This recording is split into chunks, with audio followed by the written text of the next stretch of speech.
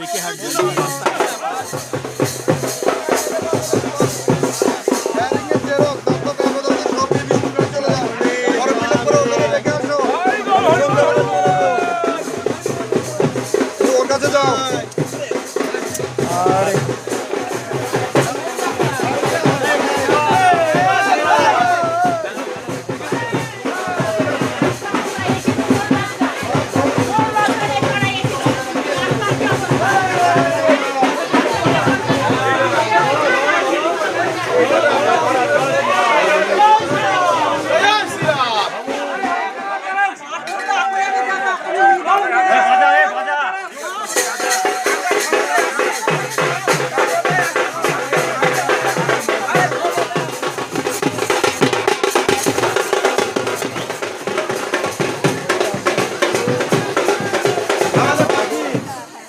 BJP প্রার্থী সাধন ঘোষ। রমেশ বার হাত একটু হাতে হাত মিলা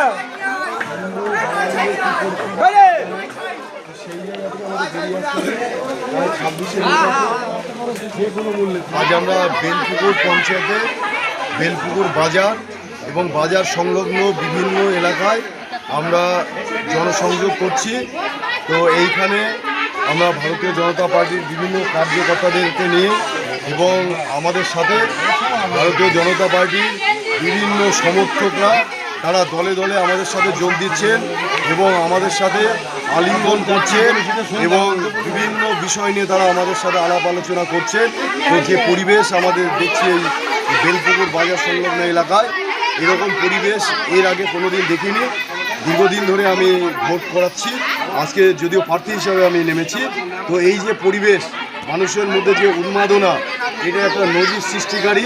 তাই খুব ভালো লাগছে, খুব ভালো লাগছে। আমাদের এই সাধারণ যে ভোটার, তাদের যে আগ্রহ, এই আগ্রহ যে উচ্ছ্বাস, এটা আমাকে মুগ্ধ করেছে।